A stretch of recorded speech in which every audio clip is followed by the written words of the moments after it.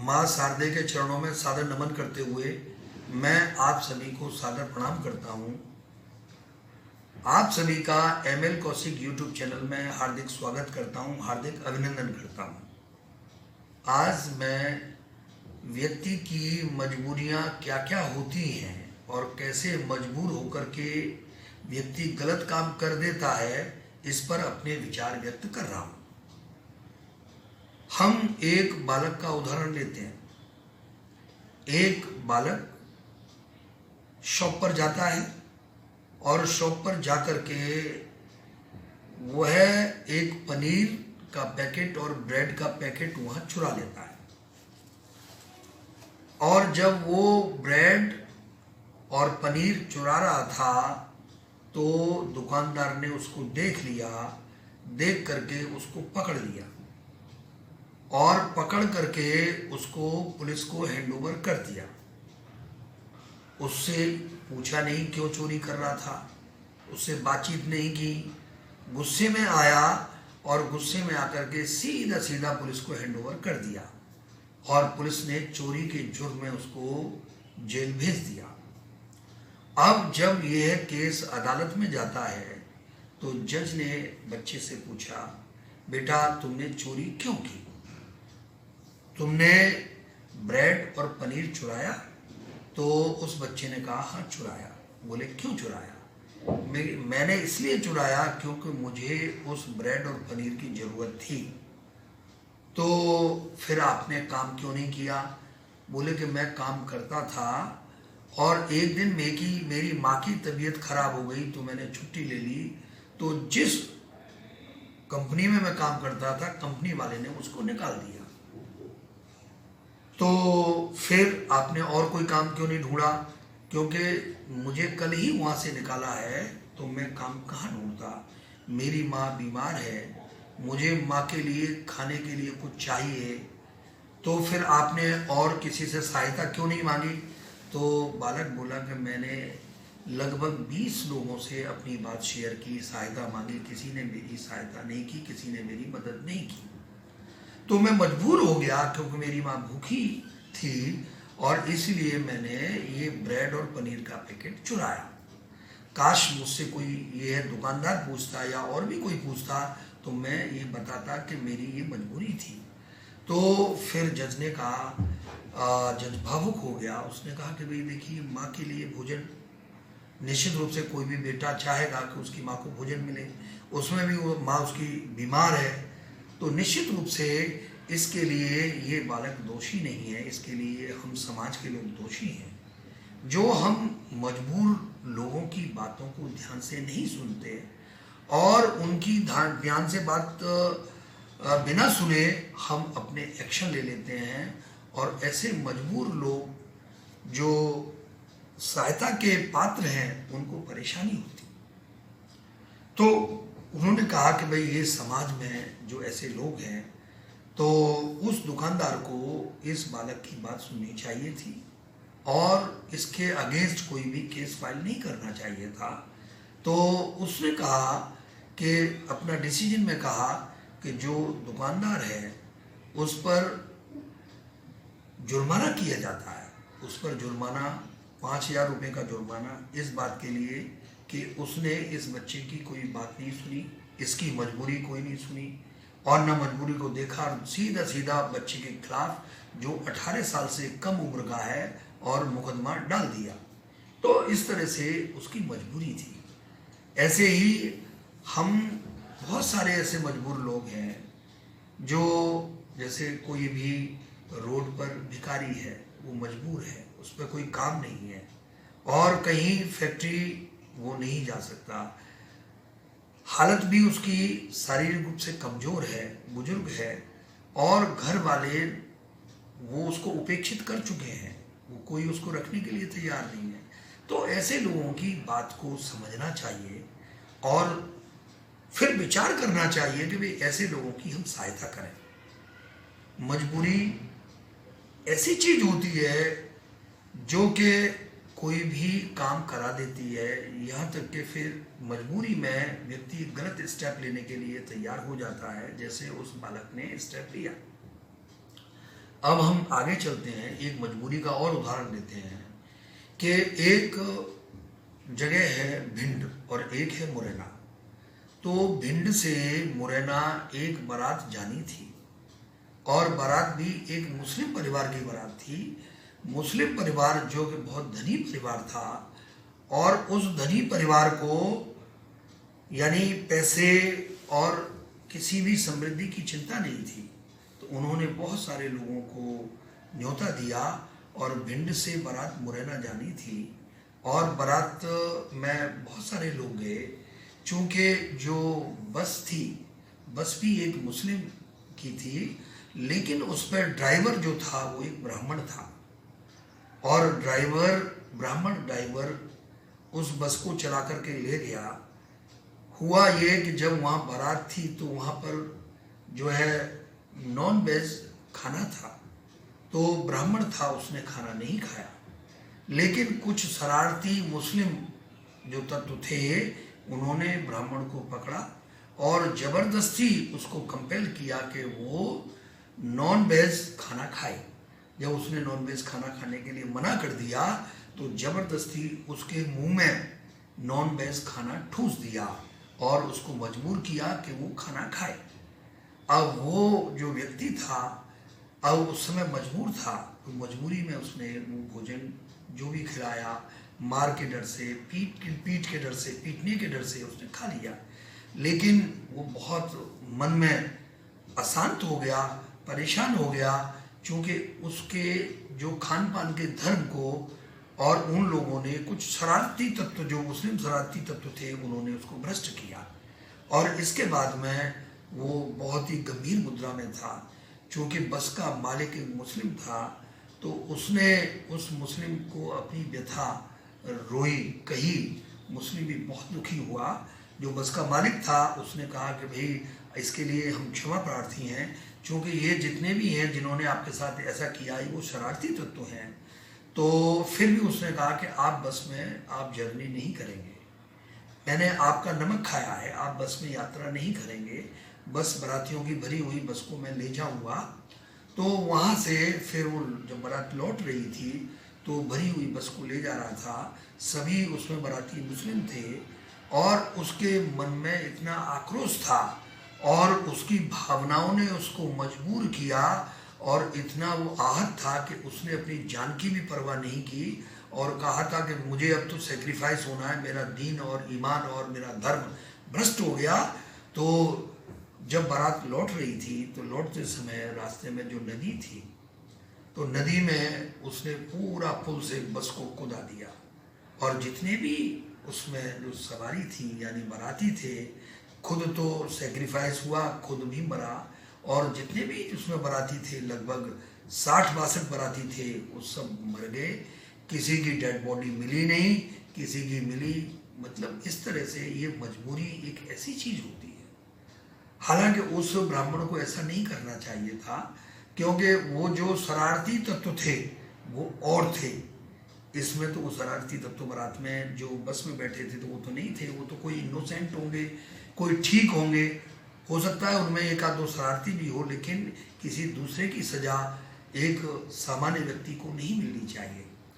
ऐसे ही जैसे मैं कहूँगा जो आजकल कश्मीर की समस्या है, तो कश्मीर में जो आतंकवाद है, कश्मीर में आतंकवाद में तो कुछ आतंकी हैं, वहाँ कुछ आतंकवादी हैं, बाकी के वहाँ की पब्लिक है।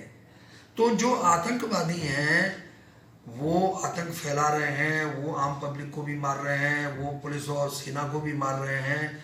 तो हमारा ये धर्म बनता है कि हम उनको समूल नष्ट करें, उनका विनाश करें, उनको मारें।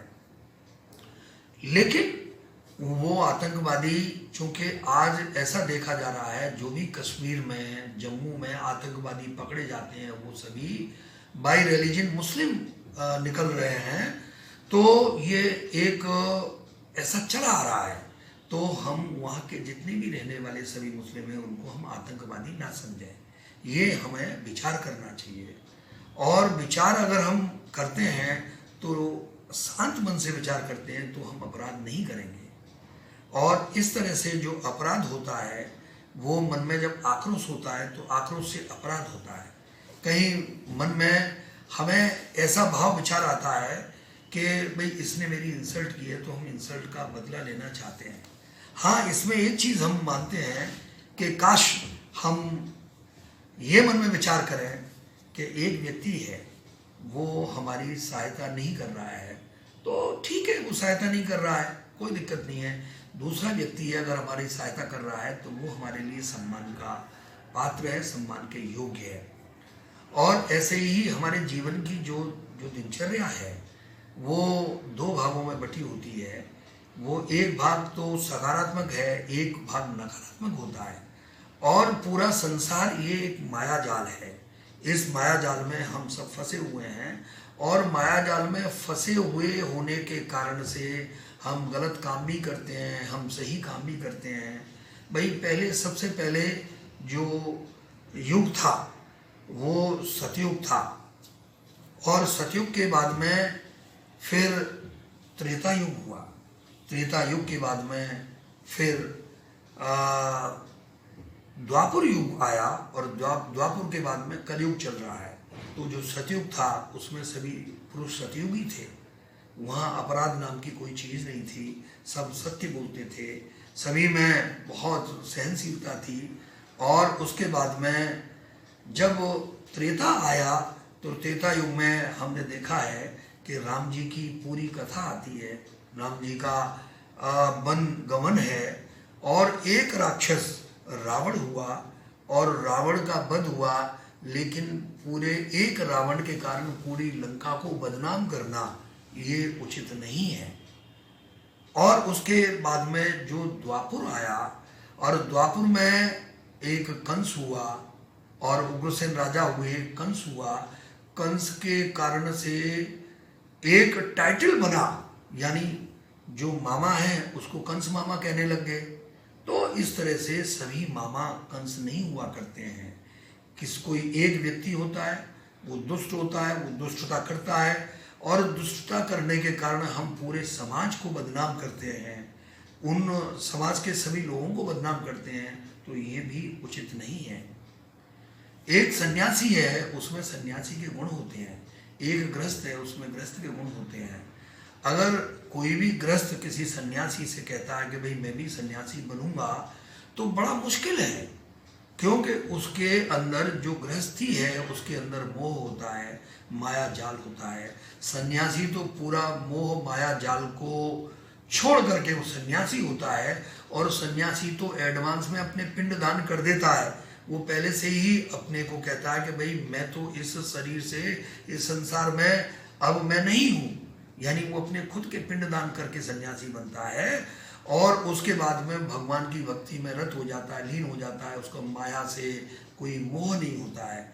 अगर गृहस्थ अगर सन्यासी बनने की कोशिश करता है तो उस पथ पर चल सकता है, क्योंकि उसे अपने पुत्र का, नाती पंथी, कहीं संपत्ति, कहीं समाज, इन सभी का मोह होता है। लेकिन सन्यासी को मोह नहीं होता है। सन्यासी तो दूसरों को उपदेश देता है। एक ऐसा बहुत बड़ा त्याग करके जो सन्यासी बना है, जिसने पूरे संसार को त्याग दिया, केवल वो भक्ति में रत लेने के लिए एक उसने सन्यास धारण किया है और कहीं एकांत में बैठ करके वो ध्यान धारणा और योग और भगवान का भजन करता है, तो उसको सम्मान देना ये हमारा कर्तव्य बनता है। हालांकि कुछ सन्यासियों के वेश धारण करके कुछ समाज में ऐसे लोग जो दुष्ट लोग हैं वो समाज को बदनाम, सन्यासियों को बदनाम करने की कोशिश करते हैं। तो लेकिन हमें ऐसा नहीं है कि एक कोई सन्यासी गलत निकल गया तो तब हम पूरे सन्यासियों को गलत माने। ऐसा कई एक संत हुए हैं जिन संत के कारण से पूरे संत खराब हो गए, ऐसा नहीं हो सकता। कहीं आसाराम जी बापू हुए हैं, उनसे कहीं कोई गलती हुई है, उनके बेटे साईं नारायण बापू हुए हैं, उनसे कहीं गलती हुई है। कहीं ऐसे बहुत सारे जैसे कि पंजाब में हुए हैं, कहीं दूसरे प्रदेशों में हुए हैं, तो उन्होंने जो गड़बड़ किया है, अच्छा जो गड़बड़ किया नहीं किया इसका फैसला तो अभी आगे होगा। लेकिन इन घटनाओं से और किसी ने किसी पे आरोप लगा दिया, उससे हमको किसी को बदनाम नहीं करना चाहिए, उसके प्रति दुर्भाव नहीं बनाना चाहिए। संत एक परंपरा है, साधु संत हमारे पूज्य हैं, सम्माननीय हैं और उनको सम्मान देना ही चाहिए। हम अपने जीवन में किस तरह के व्यक्ति बने? एक तो हम निस्वार्थ भाव से काम करें, और निस्वार्थ कब आ सकता है? जब हमारे अंदर संतोष आएगा, और जब हमारे अंदर संतोष आएगा तो सभी धन धूल समान होगा। जैसे कबीरदास जी ने भी कहा है, गो धन गज धन बाज धन और रतन धन खान, जब आवे संतोष धन सब धन धूल समान। तो हमें संतोष आना चाहिए, यानी इंग्लिश में कहेंगे contentment is the best happiness, संतोषम परम धर्म। और जब हमें संतोष होता है तो हम दूसरों की जो चमक दमक वाली बहुमूल्य चीज़ें हैं उनकी तरफ हम आकृष्ट नहीं होते हैं, और जो हमारी सरल सादगी भरी चीज़ें हैं वही हमारे लिए बहुत अच्छी होती हैं। कहा जाता है कि जो साइकिल होती है, कोई निर्धन व्यक्ति है तो उसकी कार हुआ करती है, निर्धन व्यक्ति की साइकिल उसकी कार होती है। कहीं अच्छा इसमें क्या है, इतनी यानी अपेक्षाएं रहती हैं हमें जीवन में, इतनी हमारी उत्कंठाएं इच्छाएं रहती हैं कि अगर आज हमारे पास में कुछ नहीं है तो हमारी इच्छा होती है हमको साइकिल मिले, साइकिल आती है तो हम कहते हैं हमको बिक्की मिले, और बिक्की अगर मिल जाती है तो कहते हैं हमको बाइक मिले, और बाइक अगर मिल जाती है तो हमको कार मिले, और कार में भी फिर तमाम इस तरह की वैरायटीज़ हैं कि हमको ऑडी कार मिले, कि हमको XYZ कार मिले। यानी जो हमारी लालसा है, जो हमारी लस्ट है, वो कहीं किसी भी एंगल पर जाकर के स्थिर नहीं होती है, वो बढ़ती चली जाती है। और प्रगति के लिए इच्छा, प्रबल इच्छा होनी चाहिए, लेकिन उन सब चीज़ों को जुटाने के लिए जो मार्ग है वो हमारा मार्ग बहुत सुंदर अच्छा होना चाहिए, वो मेहनत भरा होना चाहिए। हमको 20 नाखूनों की कमाई से कमाई हुए धन से अपने जीवन को संचालित करना चाहिए, और उसी में से कुछ दान पुण्य करना चाहिए और समाज सेवा करनी चाहिए। समाज में हम अगर अपने कार्य में रत रहते हैं, सत्य बोलते हैं, ध्येयनिष्ठ होते हैं और भावुक होते हैं, दयावान होते हैं, समाज की समस्याओं को दूर करने की कोशिश करते हैं, कहीं राष्ट्र की ज्वलंत समस्याएं हैं उनके समाधान में अपना सहयोग प्रदान करते हैं, तो निश्चित रूप से हम सत्पुरुष कहलाएंगे, अच्छे लोग कहलाएंगे। और अगर हम विद्रोही हैं और हम आतंकवादी प्रवृत्ति के हैं तो आतंकवाद का या आतंकवादी का अंत में जो अंत होता है वो तो मृत्यु होता है या खात्मा हुआ करता है। और जो अच्छे लोग हैं वो अच्छे लोग यानी यहाँ से जाने के बाद में भी अच्छे ही कहलाए जाते हैं। और ये कहा जाता है कि कोई भी व्यक्ति है और वो समाज के लिए, राष्ट्र के लिए काम करता है, अर्थात वो दूसरों के लिए जीवित रहता है। जैसे राष्ट्रीय स्वयंसेवक संघ में जो प्रचारक होते हैं वो राष्ट्र के लिए जीवित हैं, तो ऐसे प्रचारक, ध्येयनिष्ठ प्रचारक, ये हमेशा के लिए अमर हो जाते हैं। यानी देशभक्त हमेशा के लिए अमर हो जाते हैं, राष्ट्रभक्त हमेशा के लिए अमर हो जाते हैं। तो जो दूसरों के लिए जीवित रहता है वो हमेशा के लिए अमर हो जाता है, जो अपने लिए जीवित होता है वो हमेशा के लिए मर जाता है। अगर हमसे पूछा जाए कि भाई आप अपने पिताजी का नाम बताओ तो मैं अपने पिताजी का नाम बता दूंगा, और मुझसे पूछा जाए कि मैं अपने बाबा का नाम बताओ तो मैं बता दूंगा, और मुझसे पूछा जाए कि अपने परबाबा का नाम बताओ तो मैं हो सकता है बता दूं, और उससे आगे भाई परबाबा के भी पिताजी का नाम बताओ तो बड़ा मुश्किल है किसी को बताना। लेकिन अगर हम किसी से भी किसी महापुरुष के बारे में पूछते हैं तो महापुरुष तो समाज का होता है, उसको दुनिया जानती है, वो अमर होता है और हर कोई उसको बता सकता है।